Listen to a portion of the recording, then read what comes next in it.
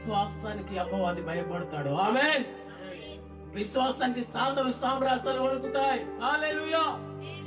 First మేలుకోకుండా ఎట్లుండాలి? నువ్వు మేలుకో, గుర్తుపెట్టుకో. మేలుకోవగా అనగా ఏంటంటే నువ్వు వెళ్తున్న ఆత్మీయ జీవితంలో, ఆత్మీయ నడిపింపులో, ఆత్మీయ భక్తిలో ఎక్కడ సాతాను శోధిస్తున్నదని గ్రహించే మేలుకోనికుండా.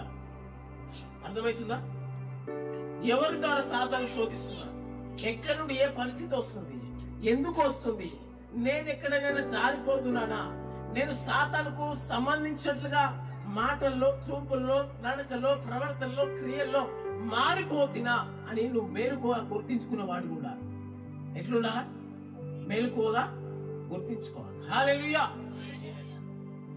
స్నేహంలో వెళ్ళినప్పుడు, బలగంలో వెళ్ళినప్పుడు, దావత్ ఫంక్షన్లలో, పేరెంట్లలో, పెళ్లిలో వెళ్ళినప్పుడు నువ్వు మేలుకువగా నడుచుకోవాలి. ఆమేన్.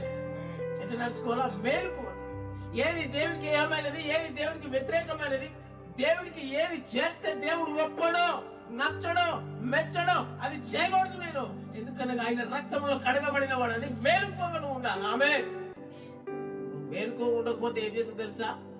నీ ఇంట్లో వచ్చి కూర్చుంటుంది అపవాది. ఏం చేస్తుంది? ఇస్తారా? మేలుకొచ్చి కూర్చున్నది.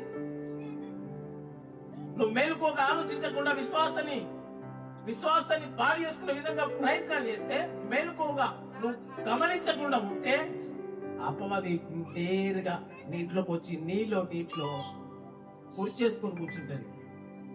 అప్పుడు నష్టం, భయంకరమైన ఆట ఆడిస్తుంది మిమ్మల్ని.